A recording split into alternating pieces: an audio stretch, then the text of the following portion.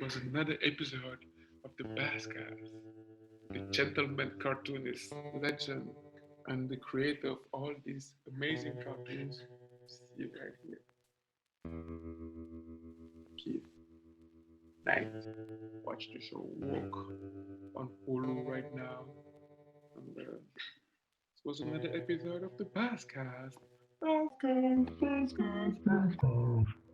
I got my heart on because I want to have a heart on. What's gonna do about it? I've had these great conversations with people, and then they go, "Oh, I'm going to turn the recorder on," and I'd be like, "We just had the greatest conversation." Yeah, they just I almost didn't start recording. I was like, wait, am I recording this? And just when you said that, I was like, shit. Do you have things you want to say to the people? Things you want to share? It's coming out next or something? Listen, if people want to see Woke in a second season, the best thing you can do is watch the series multiple times. Watch it all the way to the watch to the end of episode. Watch to the very end of it, and then just talk about it online. Just say, hey, this is a great series. Check it out. I will talk about it. Tell all my people. So yeah, I've seen you've had 20 years of experience. You're nationally syndicated. You've been at the Washington Post, San Francisco Chronicles, alternative weeklies, and Mad magazine online. And I've seen you've been doing cartoons for more than 20 years now. Actually, yeah. Yeah, show Walk. That's where I found you the show Walk on Netflix. Amazing, great show. Cool, man. Success and everything, right? Thank you. I have to update that bio because it's been like 28 years now. I've been doing almost 30 years, so it's kind of crazy. It's crazy. Wow, yeah, you're a legend in this now. Sorta, I guess. So just if you had a time machine, what time period do you think would you travel to? It's so funny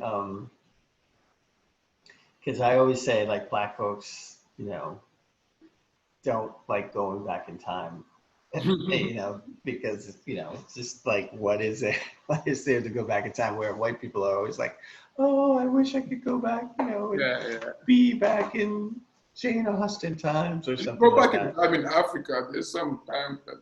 Yeah. But I'm just not that educated. But I will say this. I am fascinated. I would have loved to have been to some of the salons in the Harlem Renaissance. Oh.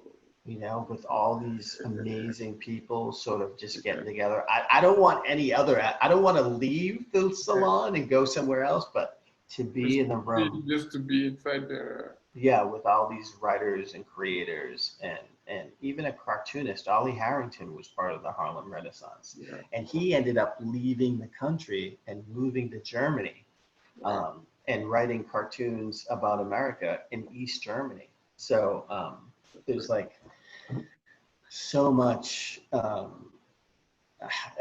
think that moment would interest me. But again, I wouldn't spend much time. You just stay inside the salon and just leave. You're like, okay. Yeah. But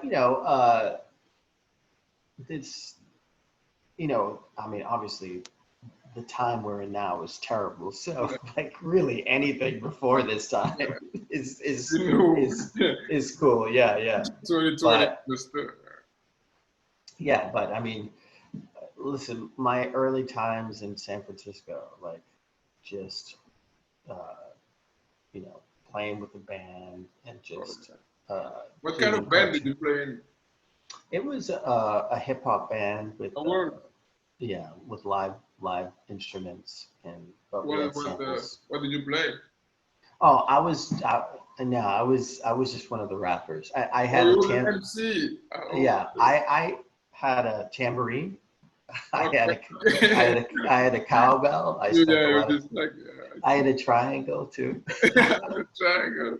Yeah. But That's true. But, you know, as far as like, I mean, obviously there's that sort of carefree stuff, but really like, I don't know. I'm not, I'm definitely one to move forward and look forward into the future and see what is there.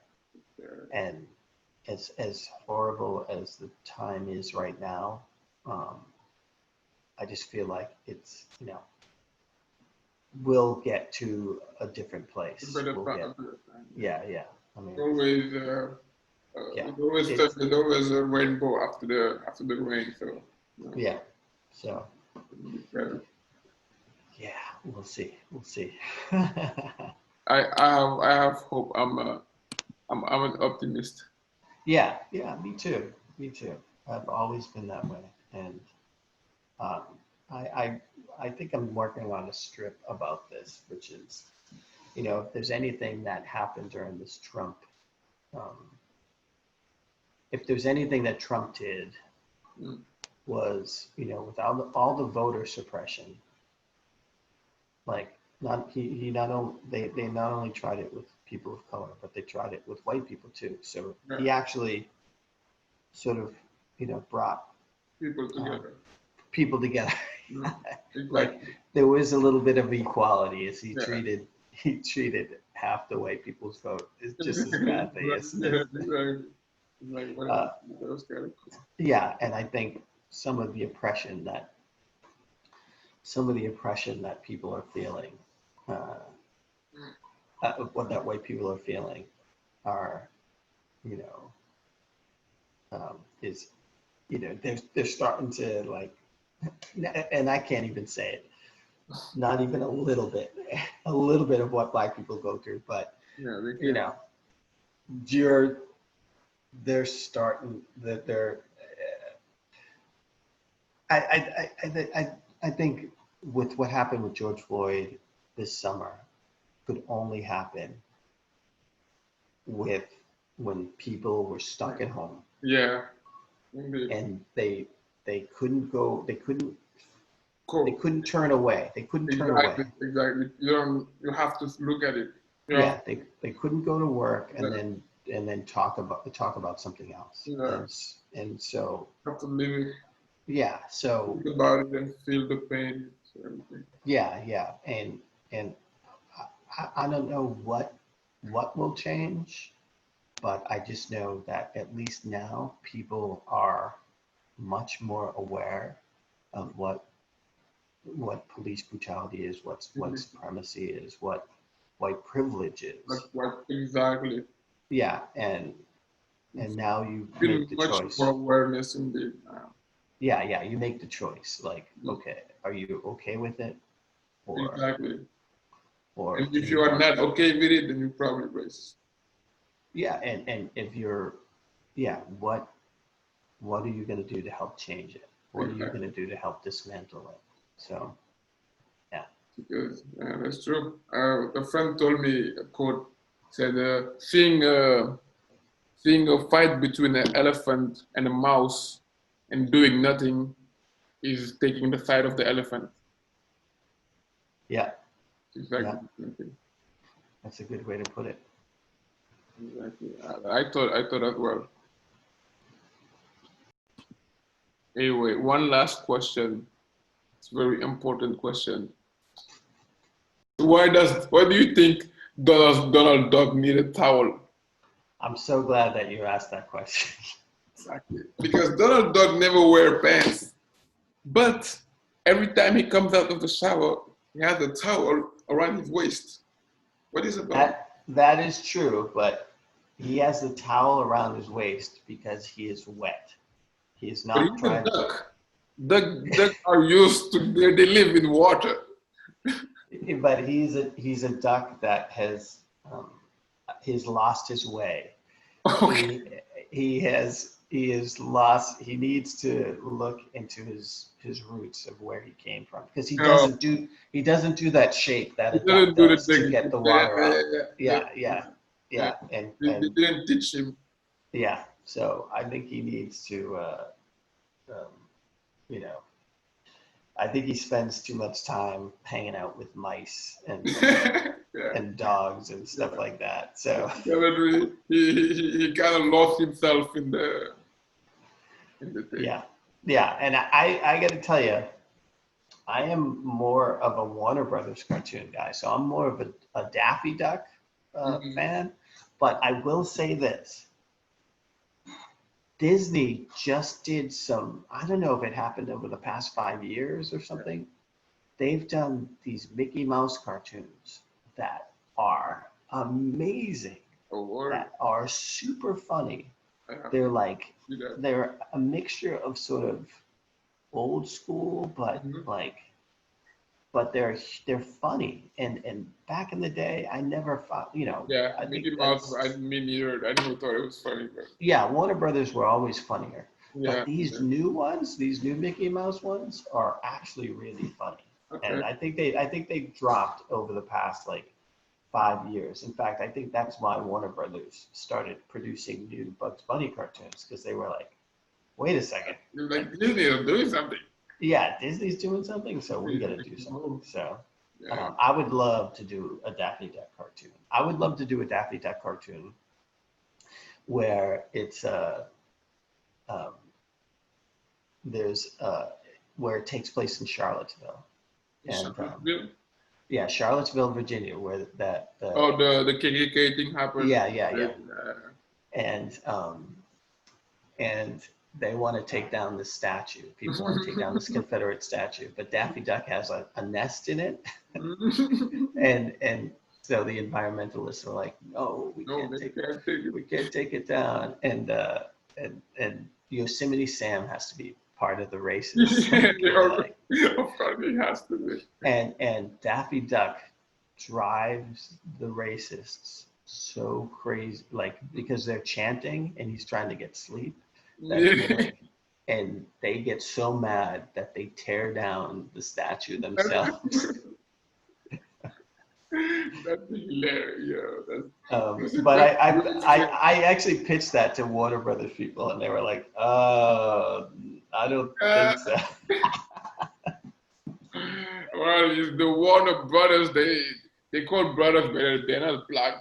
There you go. Yeah, they're not really brothers. I was just surprised. I was so surprised that there were no black people there. There was no black, exactly. No, it was actually a black and an Asian executive. So I was surprised. Like, I was like, oh wow, this is cool. But they still didn't like the pitch. No, I mean, they were really nice, but they I think they were I don't think they. But I'll get my opportunity to do it at some point. I'm sure you will, and I'm sure it will be hilarious. Now the show is epic. I've watched it many. I watched it almost 3 times now. The show works. Really cool. Yeah, I mean, I'm so excited about it. Oh, now my 7-year-old is now sticking his face in. Hey, how is it? What's his name? So that's Bassaroo. He lives in France. Yeah. But he's from Senegal. Ooh. He says, ooh. What's his name? This is Julian. King Julian. Yes. King Julian. Julian Knight. Yeah. But no, man, I'm so excited about how great the show has been received and how well it's been received, but just how it came out. I couldn't be more happier. All the creative people that. It's I've seen that you've had the voices. Some of the voices was done by Cedric the Entertainer. Am I not wrong? Yeah. The trash man, Cedric the Entertainer, JB Smoove, Nicole Byer, who else? Jack McBrayer, Keith David, who was the voice of the Bible, which is pretty amazing. Yeah, we would just have him talk just to hear him talk. Yeah. Wes Studi, like all these amazing people got involved, and the cast, the voice cast, the director Mo Marable did an amazing job. Indeed. It was it was I was so lucky that everybody who got involved in the project really looked out for. They really liked my sensibility with humor, and they wanted to retain that. And I think they did a really good job with it. That's great. I mean, that's how it's supposed to be, and it looks very truthful, and it seems like it's very authentic as well. So that's why it's great. Well, we took a lot of liberties with it. I mean, people always ask me like, "Did that happen to you?" Yeah. I was profiled by the police, but it was a lot more dramatized in the show. Yeah, it was less aggressive, I guess. Yeah, it was less aggressive. I mean, it was completely over the top because I was just hanging up posters at a bus stop for my band, and this guy says, "We have the suspect. We have the suspect." Damn. And I asked him, what is this about? And he says, you fit the description of somebody who's been robbing houses in the neighborhood. And I said, what's the description? He said, 6 foot tall black male, which means anybody, right? Yeah, anyone. It's literally anybody. Yeah. And so then like all of a sudden, the cop cars coming from all 3 different angles, like coming down all over the place. And, I wasn't so freaked out at that moment because I had put the stapler down. Okay. And I knew like, I wasn't going to run. I didn't have any, like, there was nothing, I didn't think anything was going to happen. But the thing that shocked me was when my roommate was on a bus. My white roommate was on the bus, looked down the street, saw all the cop cars, and he thought to himself, SFPD hassling another black man. And when he got closer, he saw it was me.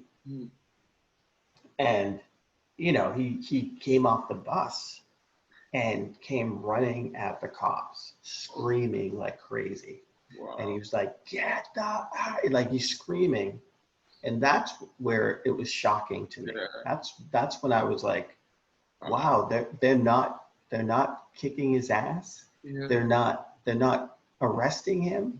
Yeah. If he had been black, he's not dead yet. That is crazy. Yeah, exactly. And that was the thing that shocked me. And that was super important to put into the show. Yeah. Was that moment. So we have that moment with Gunther and the Keith. Yeah. I remember that. Yeah, the first episode indeed. Yeah. And just the idea of, the line, "Oh, I can't believe they did us like that," as if it was together. Yeah. It was like, I can't do like that. Yeah. It was a powerful, very powerful scene, and funny as well. So it's like great doing one combo. Yeah. Just like the whole show and most of your cartoons as well. That most of the things you draw, they are funny, but they also always have a message underlying that you see. Yeah, I mean, that was what was really important, was to mix the messages with a lot of humor, because I've always found that when you do it with humor, it goes down easier. It's like medicine. Indeed. And so, it was, people were a little bit worried about how can we mix in this serious stuff with the humor and stuff. And it's hard to explain to people in a room. You have to just do it, and then hope it works. And when we were first doing the animation, with the talking trash cans, we hesitated. We didn't want to. We had to wait till it was completely done. So the computer eyes and everything are on there, and everything's going, because it was hard. You can't convince an executive that it's going to work. Yeah. When there's someone behind the trash can going like this, and there's just X's where the eyes are, and so it was really interesting. Yeah, awkward. because it's this hard concept to explain to people, I guess. You Yeah, can't explain it, you just have to show them and be like, yeah, this is it. yeah, yeah. That was, yeah, that was funny, the talking plastic and the pencil was the funniest. I don't know what was doing that first, but that was hilarious. Yeah, the Sharpie, Yeah, a lot of people really dug the Sharpie, and one of the nice things about it is the animation did not take over the whole show, no, it wasn't which too much. it's just enough there to sort of help move the story along, because we didn't want it to be, we wanted to be about the human journey of the main character and not be a buddy comedy between a guy and his talking marker. I mean, yeah, Yeah. if the show was all this, then it would have, I Might don't have think it been, would have worked. yeah. Yeah, It might have been a bit more boring, less entertaining than it was. But yeah, yeah, yeah. but So tell me about your story. Like, how long have you been there? Like in France? I've been in France for now 8 years, seven, yeah, maybe No. 2012, yeah. Okay. I was in Eh, Senegal. I grew up there, and I came in France to do my master's degree in big data. all right. Yeah. So Big data. So when you say big data, like analytics or yeah, data algorithms, analysis, yeah, all that stuff. algorithms, machine learning, all that stuff. Okay. A lot of So fun stuff. um, is how depressing is it? Is It's it really, like, it's so depressing that I didn't go to class half of the semesters. I'm lucky I made it. I still don't know how I made it, but I made it. But and then when I finished, I started doing stand-up comedy. oh Actually, wow, yeah. Actually, stand. yeah, stand-up comedy in English, but in France. It's like people were like, "What the fuck are you doing?" So you decided to go the difficult route. Yeah, Uh, yeah. I don't like I simple things. I like the hard. I admire stand-up comics more than just about anybody. I would spend so much time going to open mic nights and living in San Francisco. Oh, bro. There was a great little a great little comedy club called the Holy City Zoo, and in the Richmond district where I lived, and we would go there and just spend hours there watching stand-up comedy. And It's great. It's great to watch. yeah, and I mean, when we went, this was before everyone had cell phones and recorded people. So big comedians would come in to test out new material. Oh yeah, So yeah, so that'd be interesting. yeah, it was pretty cool. Yeah. And what was great about it is there were only like 3 rows. It didn't really go back. It was very wide, Oh, and okay. I see. and they would. It's interesting because all the other comedians would laugh to encourage the comedians up there, but they would look for the real people Yeah, that weren't the real comedians. people in the audience. Yeah. Yeah, so there was all this pressure on me and my friends to laugh. Like they would look at us like, "Are you laughing? Are you laughing?" And we'd be, we'd be under the influence, right? And we'd be like, just like really feel really bad that we weren't laughing at some stuff. Yeah, That's, but they test new material. That's the thing. yeah, yeah. But it is such a courageous thing to like get up there with your thoughts and Just just like, yeah, just talk. yeah, see what happens. Let's see that. Yeah, the first Yeah. time I did it, I couldn't. I didn't believe I could do it. When I went to an open mic and the open micers were so bad that I thought that yeah, I could do better than this. So I tried it and it went okay. So I kept doing it. Excellent, excellent. How often do you do it? I use well before the COVID thing. I used to perform like every month or like twice a Yeah, month. Just do open yeah, man. sometimes some shows or whatever. I started doing it in French as well since I'm in France, so I have to. Yeah, of course. Yeah. Um, so how's like what's going on with the COVID lockdown there and everything? Right now, well, we were in lockdown from March to June or no to July, and then they opened the things again. But now we are in lockdown again since like 2 weeks ago because there's been a spike in the spikes in the numbers of deaths, so they just locked down again. So Mm-hmm. right now we are in full lockdown for 3 weeks, 3 more weeks. Yeah. How about you? Where are you right now? In LA, right? No, I'm in North Carolina. Oh, you in North Carolina? Oh, I'm in really? Chapel Hill, North Carolina. Oh, damn. My brother used to live there. He went to UNC. Oh, really? Oh, yeah. He went. Excellent. Yeah, I just did one of my slideshows at UNC, well, virtually. Oh, Um, yeah. Right now. but yeah, UNC, the reason why I moved here was about 25 years ago, maybe. I did my first comic strip slideshow outside of the Bay Area. I Okay. did it here at UNC, and it had been the first time I was going to the South, and so I Mm, was like, I grew up in Boston, I see. and I'd only lived in Massachusetts and California, so Yeah. going to the South was like, Yeah. ooh, Like crazy. yeah. But when I got here, I was like, this is the South, but this ain't that bad. Like, Yeah.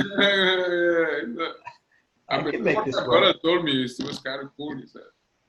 Yeah, and because it's the South, everything's really inexpensive. Oh, And so when I was there, I was like, man, if I get married and have kids, like I could live here. yeah. Because, just a college town Yeah, because yeah, of good time, like chill and cheap, usually. yeah, exactly. It's chill, cheap. There's academics. There's a Yeah, lot of arts and musicians come through. And yeah, so, good city to be in. yeah, we were in LA and I felt like, okay, I've met everyone I needed to meet. I Yeah, got these people, trying to get my show yeah, exactly. produced. So you had like, Yeah. And I didn't get my deal with Hollywood until I moved to Chapel Hill. So look at that. So that's the secret. That's what I tell her. The secret is to move to Carolina. North Carolina. Exactly. That's what my brother did it. He knew it before people knew it. He was a smart kid. I like that. Where is he now? Is he still in the States? Yeah, he's in Philadelphia, if I'm not mistaken. Philly. Okay, Yeah. so he helped turn the election, I suppose. Yeah, yeah, probably. Yeah, he definitely didn't vote because he's not American, but he might might have convinced some people to vote. So, Yeah. Um, yeah. What does America look like from oh, where you are? It must look it's like like a crazy movie, like a the car crash. craziest movie ever. I'm like, yo, somebody must have fucked up on the script. They must have gotten the wrong writers of this season, bro. Shit is I good. know you couldn't write like if you pitched something like this. Like, sorry about the cuckoo clock. I'm No, married don't to a worry. German. Yeah. Um, but if someone pitched what is going on in the U.S. right now, they'd say, Yeah. "Nah, Yeah, they'd be like, nah, this can't happen. it's This is too far fetched. Like you can't. yeah." It's not real. Can't be And real. I just read this really interesting post. She's like, somebody wrote, if you've ever tried to break up with a narcissist, you're going to, then you understand what the next 72 days are going to be like it's going to be a nightmare, like up until he leaves. Yeah, So he's definitely. just, Yeah. That's funny. it's, It's not gonna be easy for you all. I'm no, glad I'm not in America. Sometimes yeah, I want to go there, but then sometimes I'm like, yeah, nah, it's not. it's, I mean, there are times to come and there Yeah, are times to stay away. exactly, exactly. This is that time to stay away. This is the time to not be there at all. Yeah, yeah. Yeah. And it's so interesting. Just and I'm again, I'm so happy to be talking to you.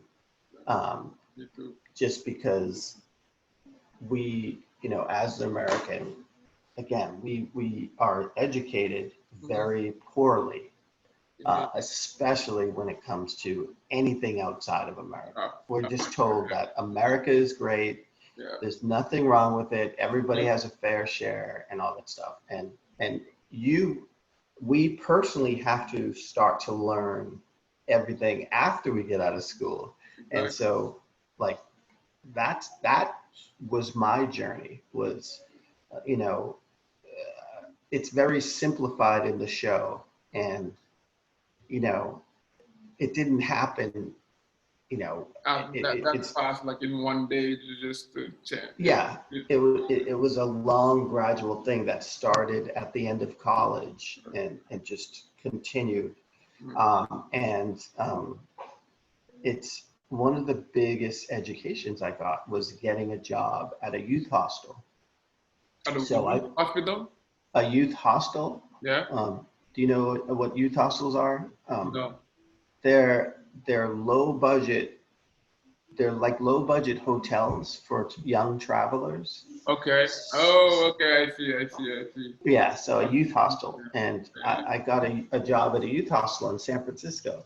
So then I started to meet just tons of people from all over the world, and they encouraged me, seeing their enthusiasm and hearing their perspectives on the States Yeah. made me want to travel, uh, get out of the States, Yeah. You have to travel. I think you have to travel to understand the world. I had a Totally. kind of narrow-minded before I left Senegal. Yeah, it makes you appreciate other countries and Yeah. cultures, but it also makes you appreciate what you had in your own country. Indeed. Exactly. Yeah, yeah. And so I traveled, just I traveled all through the 90s, and just I would show up in a place and just stay there for a month and just hang out Just and no. Yeah. Just to look. just draw cartoons. And it was great. It was wonderful. And I would go to, I remember being in London and going to open mic nights No. at this pub in London, and just, watching comedians and Yeah. London's comedy is great. Comedy scene in London is amazing.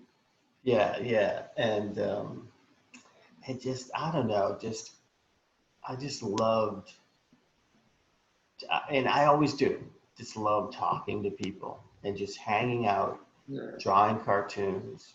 And someone someone asked me, I had a young student who was like, oh, I'm thinking about going to California College of Arts. It's one of the few schools in the States that give you a master's in comics. Oh, And yeah, yeah, so you can get a master's in comics. And she was like, I'm not sure if I should go. It's kind of expensive. I said, how much is it? She said $40,000 per year for a 2-year program. I said, you know what you should do? I said, save up $10,000 and fly overseas somewhere. Fly to Europe. This was before COVID, mind you. yeah. Buy a Eurail pass and then just draw comics. Like, just take the train, go to a city, sit at a cafe and draw comics. And you will have more experience. You will have a better uh, you will learn more about drawing comics by just doing them somewhere, and you won't be $80,000 in debt. And nobody, and it's like stand-up comedy. Yeah. Nobody's gonna look to see if you have a master's in No. stand-up comedy or a master's in comics. You just do the comic. Yeah. Yeah. Indeed. That So is a fact. That is a fact that you don't think about. yeah, yeah. You So can do it. You don't have to, like, think about it too much. Just basically just do it. Yeah. Yeah, and I think more and more, I think people are starting to see, and it's, I'm sure it's different in other countries, but Yeah. here in the States, like, you just go deeply into debt when you go to school, to go to college. I mean, there used to be a time where it's like, okay, automatically you graduate high school, you go to college, but people have, you get into debt so deeply that I think a lot of people are starting to reassess, is college necessary? I mean, it's a great experience, but if you're doing certain things, I mean, obviously you need degrees to be, you know, lawyer, doctor, this, that, yeah. But if you're going to be, you know, if you want to be an electrician, find an electrician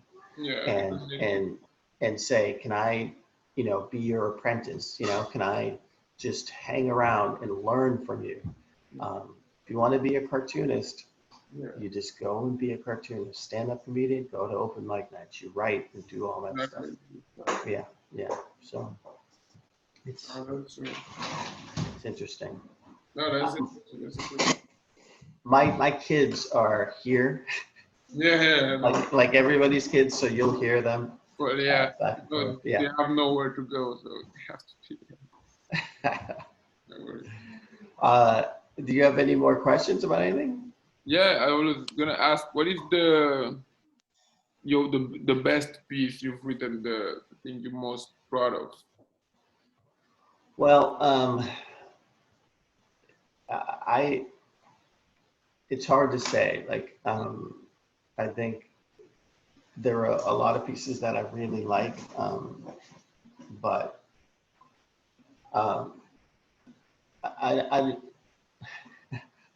I'm speechless. I don't know what to say. You know, I love when people. Okay. I like when people write to me about certain cartoons that they like, that really touch them. So, you know, there's cartoons I've done about family members that really moved me, you know, that I really liked. But then there are, whenever I do a comic that is funny, but also I know that nobody else has done anything like it. Like I shine a new light, a different perspective on something. I'm trying to think of something recently that I've done that I really liked, that I was really proud of. You know, I did a strip that I did a. Too many. Yeah, well, no, I'm I'm doing not. it for 28 years, so I can understand. There's like hundreds of thousands of them, so hard to just pick. It is kind of crazy because I did 9 strips a week for 11 years. So if you do 9 strips a week for 11 years, that's that's 52 weeks a year. Yeah, and then before that, I did 2 weekly strips for like 15 years. Yeah, I saw the one. Yeah, I saw it. It's on the one on Think, right? Yeah.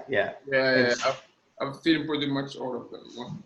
So there's so many, but I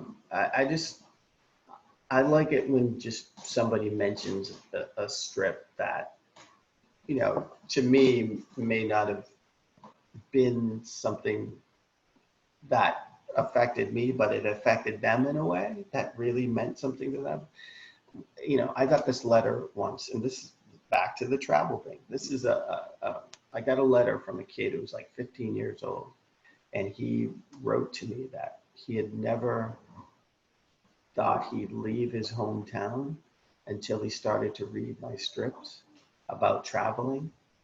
And because he read those strips about traveling to other countries, he is now traveling out of the country for the first time. And he just wanted to say that my strips made him do that. Inspired. So, yeah, like that's amazing. Yeah, that's all. That's everything. Yeah, Yeah, that's it. That's all you want to be able to do is give people a different perspective. Yeah. Traveling is really, it's really an amazing thing because it has morphed my mind, the way I am so much that like if I had never left Senegal, I probably would not be doing stand-up comedy. I wouldn't definitely be talking to you right now. So just Yeah. And my wife was saying this yesterday. She said that um, mistakes shouldn't be looked at as mistakes.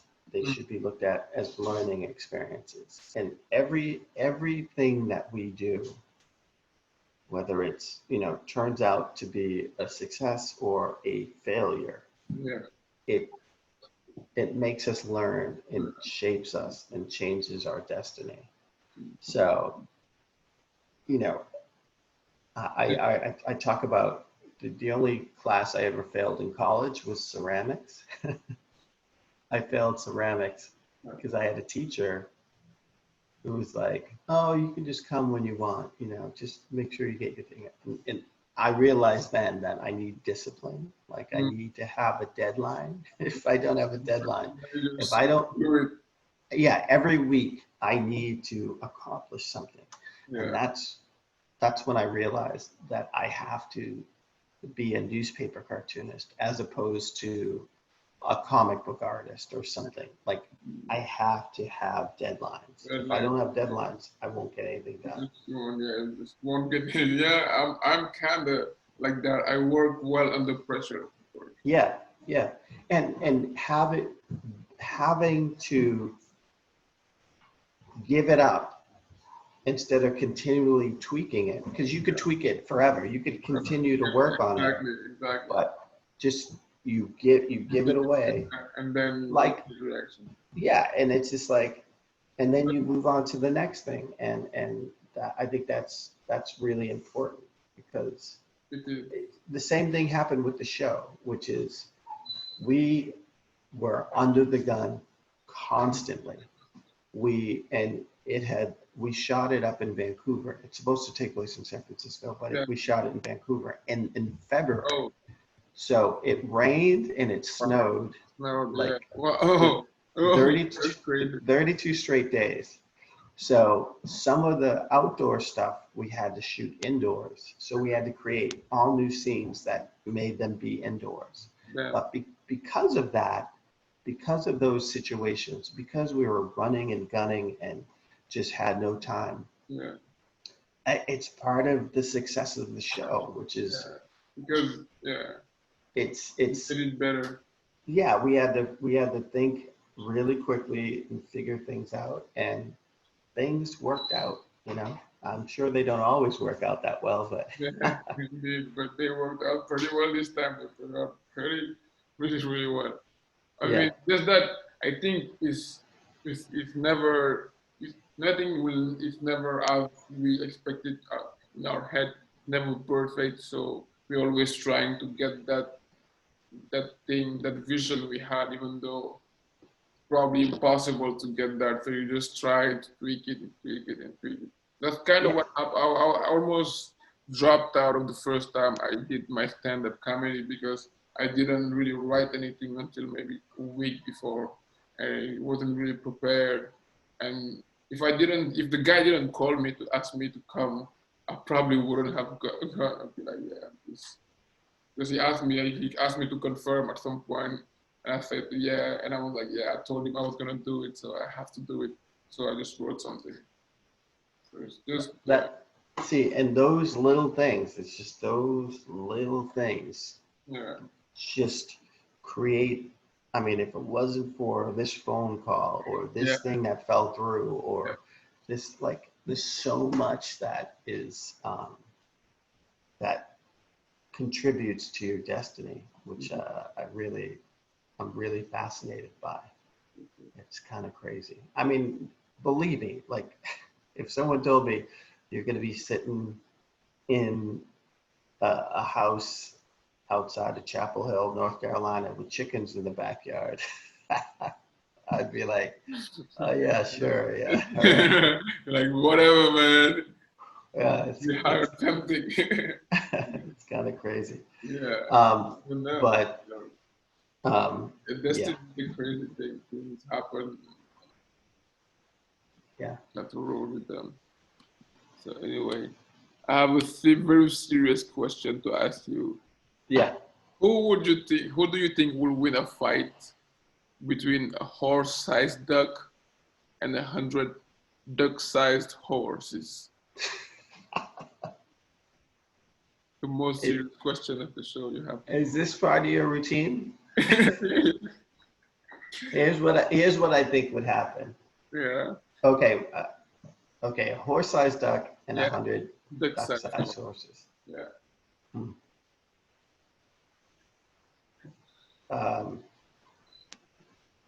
See, I got to tell you. Okay. I think. First of all, I don't think they would fight. I don't think the duck would fight all these little horses. That is the general statement that people say that they would. Yeah. Yeah, ducks are really. I love ducks. Are some of my favorite animals. In fact, one of our neighbors has all these baby ducks right now. Oh, really? That's cool. Yeah, and my wife and kids just rode horses just the other week, which is really cool. This is a very current thing in your life. Well, it's just amazing to me how powerful horses are. Yeah, they are. You see that? Yet, but they're so nice to humans. They are so docile. I'm scared of horses though. I don't trust them.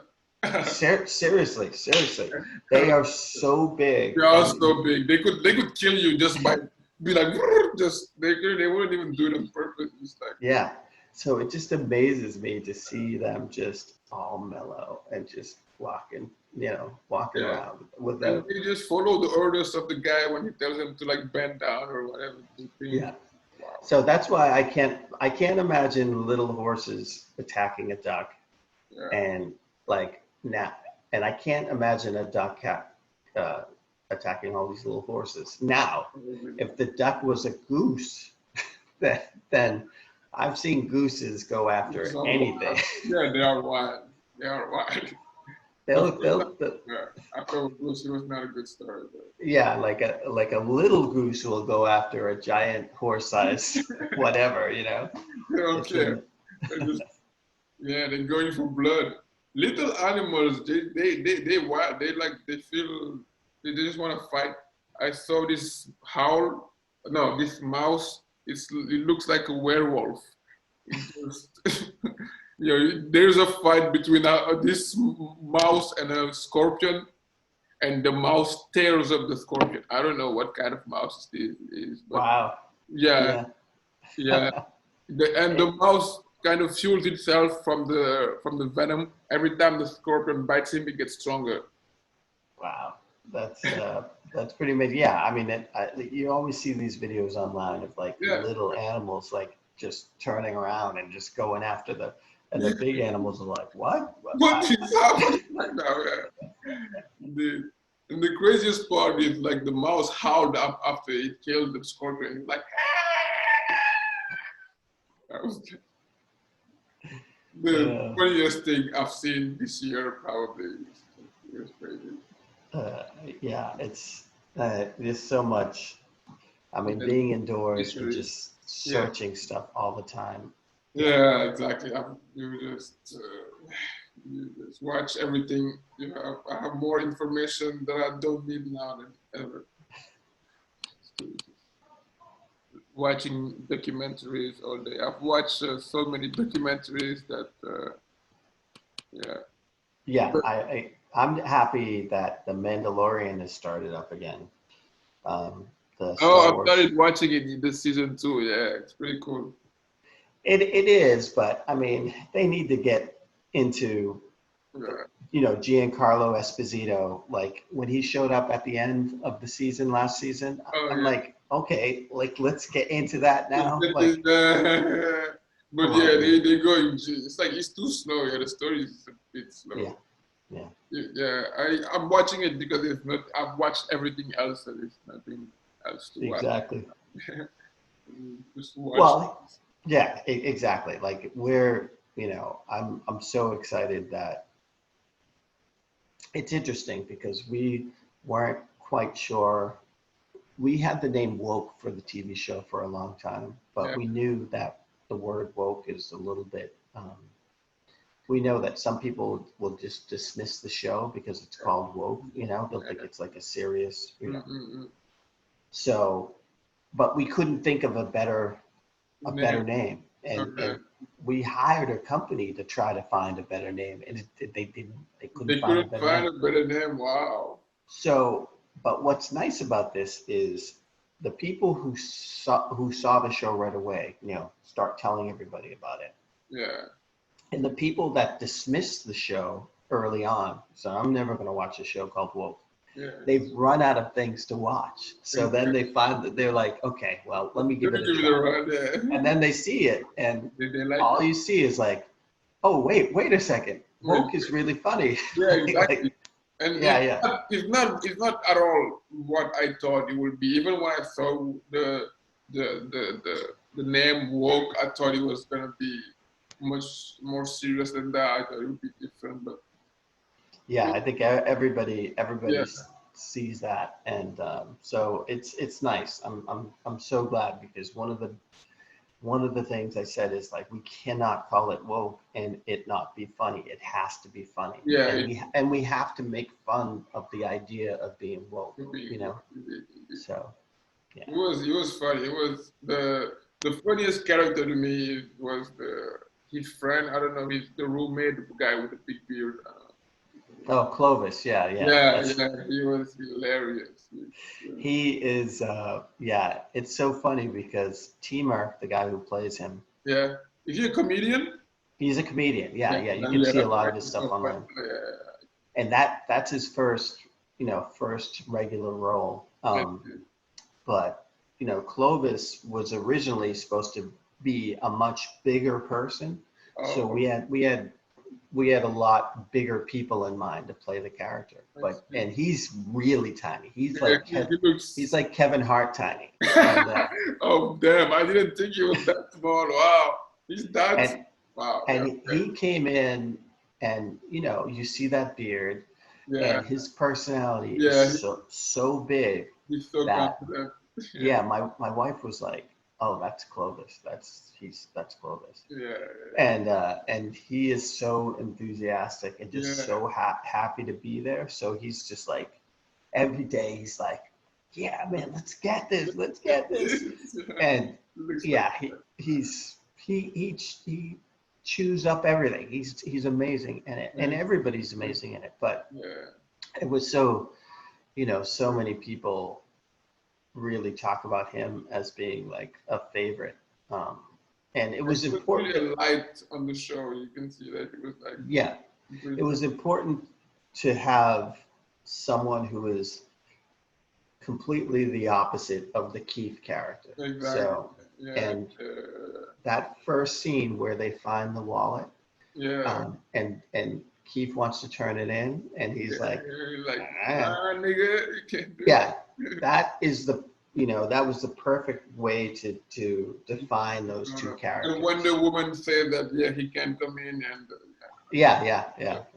like, So yeah. Like, it's cool.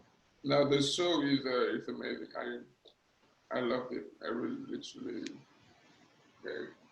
I had to find the person who made the show, and I was like, oh, I'm not gonna compare you to Aaron Gordon. We're not gonna talk about him today. Oh no, that's okay. No, I'm Listen, joking. I know you like him. I've seen many interviews where you say that in your inspiration, there wouldn't be you without him. yeah, but I just people remember some of those interviews where like I would say that people would walk up to me and go, "Hey, Aaron Magruder, Yeah. now's the time for people to go to him and say, Yeah. keep night." Exactly. And I'm saying, I think there's a young man walking around be like, hey, are you Keith Knight in cartoonist? Like, no, I'm another cartoonist. And then he's going to make his show in 20 years and be like, I don't know what the term is gonna be, but yeah. But no, that's really, what I realized I was doing okay was when I would see younger Black cartoonists who were like, "Hey man, like everybody comes up to me asking if I'm you." You're like, okay, I'm doing good now. Yeah, it's like, welcome to the club. It's shifted now. I've become like, the old man at the con. So, it's good. It's good. It was great. You've done great work. My favorite strip you made was, I don't know, it's Blackmail. You probably don't forget it, but I've had some of your things on the wall, so probably went there, but yeah, no, I can't find it. There was one called Blackmail where just a black guy shipped himself somewhere and just called Blackmail. I don't know. Yeah. Oh, yeah. And that's a real story where, yeah, Box Brown, Oh, shit. a slave mailed himself to freedom, mailed himself to the North, Wow. and where he became, where he was free. And like those, we don't hear about those stories. Oh, here it is. Here it is. Federal charges were recently filed. So that wasn't the Box Brown strip. That was a different one, but I'm sure that guy was influenced by Box Brown. There is actually a true story of Henry Box Brown who mailed himself to freedom. Wow, he mailed himself to freedom. Yeah. And there's so many amazing stories like that we could tell. Yeah, that we don't know. Yeah, that we could tell and maybe that's even worth pitching as a TV show, which is like. Indeed, because nope. I've never heard of that story ever, and I don't think a lot of people know that story. And I know about a lot of stories. I know like who the black woman invented the security cameras, the CCTV. The the light that changes from orange to green from. Oh yeah, the traffic light. Traffic lights, yeah. CCTV, a bunch of things was created back then. Yeah, a black man was working in a diner. Yeah. And some white people came in and said, we want potatoes, but we want them sliced thinly, because we came in here before and they weren't sliced thinly enough. And so the black cook was, out of spite, cut the potatoes so thin and fried them up. That's how potato chips were invented. We invented the potato chip out of spite, by cutting. There's like all these crazy stories like that, which to me would make a really funny TV show. Yeah, that would be a great TV show. And also, have you ever heard of the American show Quantum Leap? It came out like years ago about a guy who jumps through time. Oh, I've heard about the show, but I've never watched it. It's about this white dude that jumps through time, and then he'll be like an old black man in the 50s or something like that. Okay. And I was just thinking, like, what they should reboot that and make it a black woman, and she's jumping through time as like old white man. Old white man. Yeah. And she's just like, just going through history and just writing like.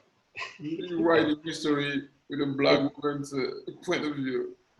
Yeah, and and every time she, like after every show, when she just takes the character that she is and just tells the truth to everybody, they all go after her. She like jumps out of the body and goes back to regular time. They're about to get her. Yeah.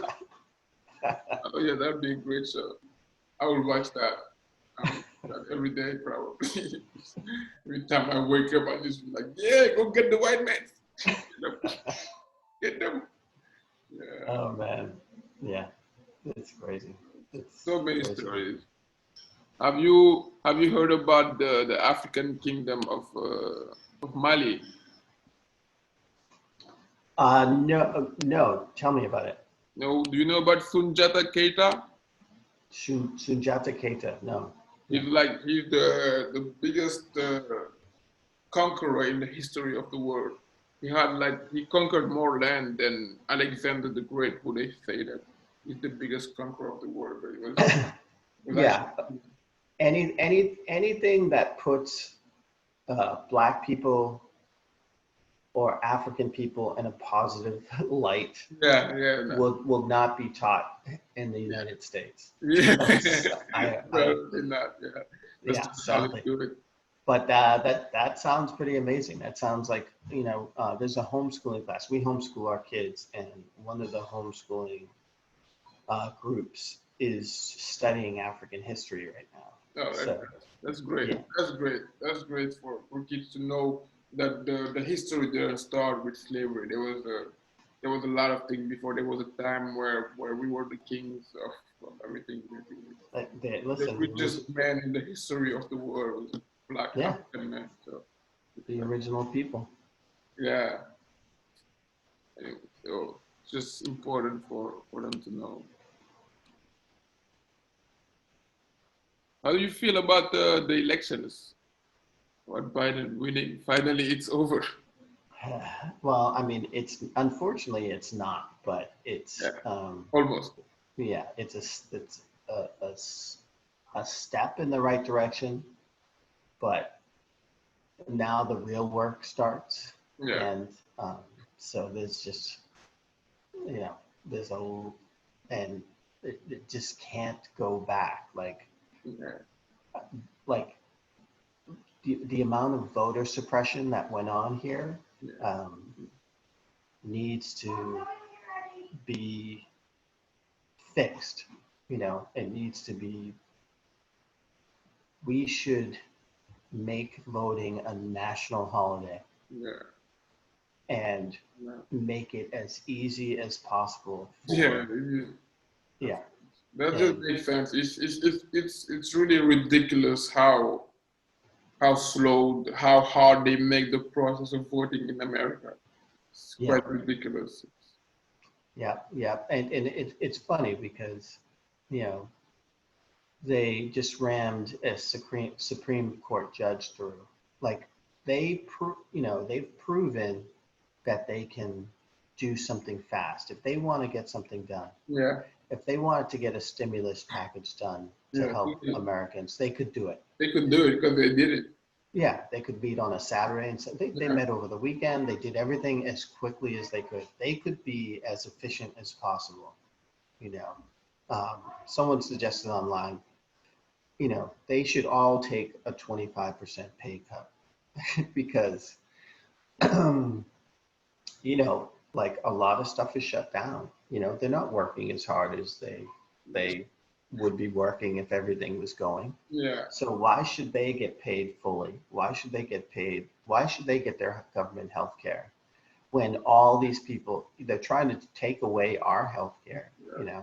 and a lot of people aren't working. So it's a nightmare. It's messed up. It, it's uh, it's a nightmare, and it's you know there's very little to celebrate. So it's nice to celebrate for a day, Yeah, but then just like yeah. there's a lot of work to be done. A A lot of lot work of to be done. Yeah. yeah Like you just you gotta go somewhere, but instead of just walking, you take a bus that just gets you from somewhere to somewhere, and just have to keep walking until you get to arrive to yeah the destination. yeah. Long work, a hard, long road for everything to be normal again. Uh, If there is I any such thing as normal anymore, yeah. See, that's the thing is I don't think what we had before is not gonna work. And oh no, definitely not. yeah, so we'll see. We'll see what You, happens. you needed Bernie Sanders. I wanted for Bernie to win, but it's too I difficult. believe me, I know. And that's the thing that drives me crazy is this idea that Democrats have to reach out to the other side, and they have to make, just, you have to, and nice or whatever. Republicans don't do that at all. They don't at all. They don't care.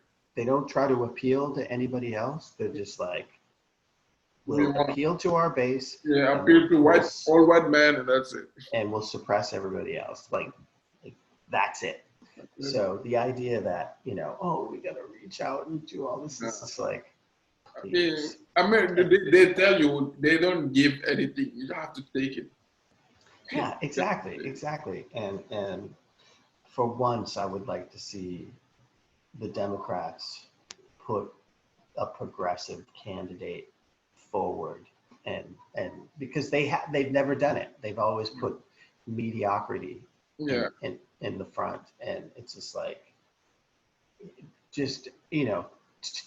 prove it to us that if you put a progressive candidate, it doesn't work. Prove it to us, No, I mean, it's just, and it's not even that progressive, and it's just that it just things that make sense. I mean, healthcare it makes sense that. I know. It's telling that the most crazy, radical, nutty belief about healthcare is everyone should have it. That's crazy and radical, That's insane. I can't understand it still. I'm trying to, I can't. Yeah, the way America really works is just amazing to me. How people think.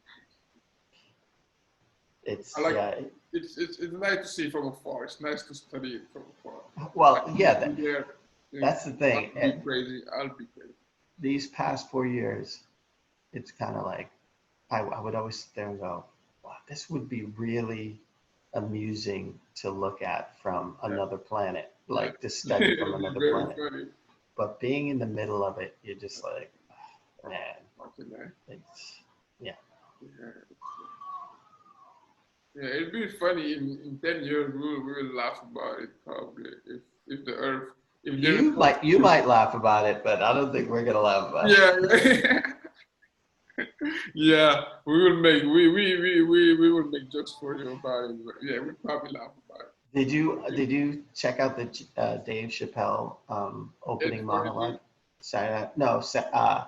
He just did Saturday Night Live, the comedy show Saturday Night Live. When was that?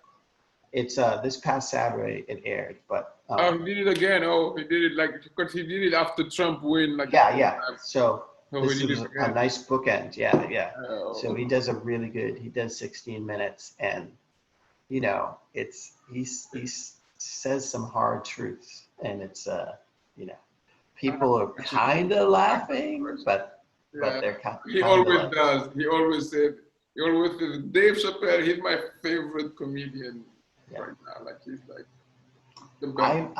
I met him. I knew his sister in San Francisco, and so I met him years and years and years and years ago when he came to do a show, and I went to his hotel room. Wow. And he was and Forrest Gump was on, and he was saying all this deep stuff about Forrest Gump. Like he's always been really sort of deep, he's always been. Yeah, and he's more power to him. I'm glad that he's become such an icon, and people just gravitate toward him, and he can do whatever he wants, He's a very charismatic guy. Just a very a funny guy, wise man, smart, and everything. I saw I saw pretty much everything he's ever done. So cool. I've seen it all anyway. What did he have to say about Forrest Gump? Actually, I'm pretty interested about that actually. I can't remember, but it was something really deep, and because he really liked it, and he just said something, I don't know what it was, but but it was very thoughtful. He's always been very thoughtful, and it was a long time ago, Was it before it was before Long before the show. Long before the show. everything like that. Yeah, he was super young. Yeah, And yeah, he yeah, started pretty young. Started like 13 or 14, something like that. he started really young. Yeah, Yeah, definitely. apparently that's what I would.